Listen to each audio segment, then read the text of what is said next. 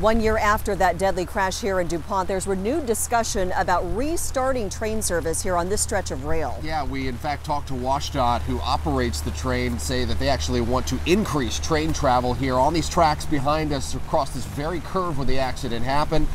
But they also tell us everything on hold until a key investigation can finally be complete.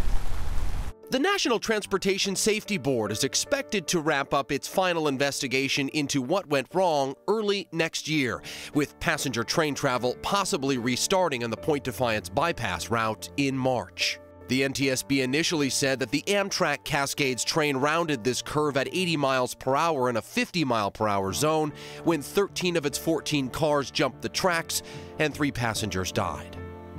Since then, virtually nothing has been done to physically change this stretch of railway. But behind the scenes, Amtrak tells us it's been making safety improvements, like launching a new safety management system to better protect passengers and crew. It's redesigned over 50 technical safety courses for engineers and crew members who work on the train. And Amtrak says it's developing a stricter process in the way it chooses new routes, like the one through DuPont. The crash happened on this route's inaugural run. Now, investigators are looking at several things, they tell us, including whether the engineer was distracted, whether there was something wrong with the train. The emergency brake went off on that day, but it was not manually pulled by the engineer. So NTSB tells us that they're moving along, they're nearing the final stages of that investigation. But that's the key part of all this. Right, and families of the victims have filed wrongful death lawsuits. Those are still pending. Right, so also positive train control you've heard a lot about.